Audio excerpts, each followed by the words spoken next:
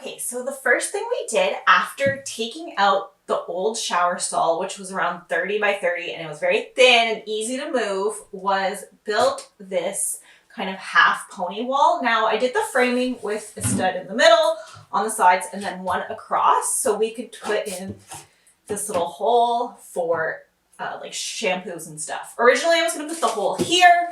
The shower head is up there, but we don't know if we're going to do like a glass piece. And for now, we're just going to be using a shower curtain. So it's going to have an L track above here. So I thought if there is a curtain, you don't want it here because then you're going to have to open the curtain all the way to get your soap. So here you can kind of sneak in.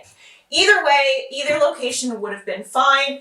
At the bottom would have been ideal because then you don't want to bend over to try and get your soaps. And now if we look on the other side of this wall, I decided to leave open holes on that wall as well. The first one on the top is going to be probably for toilet paper, whether loose rolls or kind of a little holder.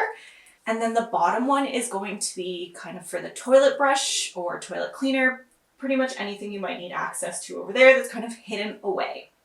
Obviously, you'll notice that on this side of the wall, the pressure treated lumber is still visible here. You can certainly go and cover it up with this cement board, but because this side is not going to be on the shower, it doesn't need to be super waterproofed.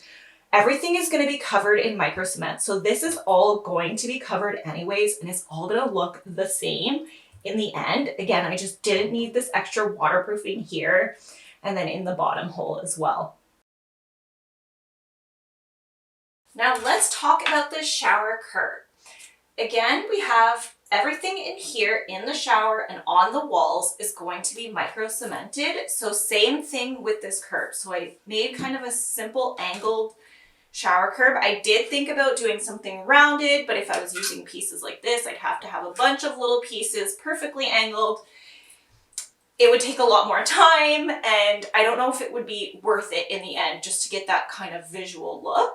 So angled is going to work fine. It's kind of cool. You have the good walking distance to get into the toilet and then to that way to the vanity. It doesn't hit the door. Everything works here with the angle. It should hopefully be easier to cut my shower pan. But for now, I'm going to talk about how we installed this. So essentially, again, these are pressure treated lumber. If you were using regular lumber, you would have to put plastic on the bottom because this is a concrete floor and you want to stop that moisture coming through. Either like you can get a special foam or special plastic and wrap it. But pressure treated, I'm not too worried. And it is going to be waterproof, so hopefully we shouldn't have any issues. So we both installed with concrete screws into the ground and also into our wall and then into each other. Then I'm going to do a second layer on top. This one I just screwed down using wood screws, and then I'm going to continue around there, and then going to get the cement board on top. So if you had concrete screws like this, the pan heads that stick up, I just kind of pre-drilled a little hole so that this will sit on it nice and perfectly flat. And then I'm going to do one here, and then again this is just going to get screwed in to the ground there.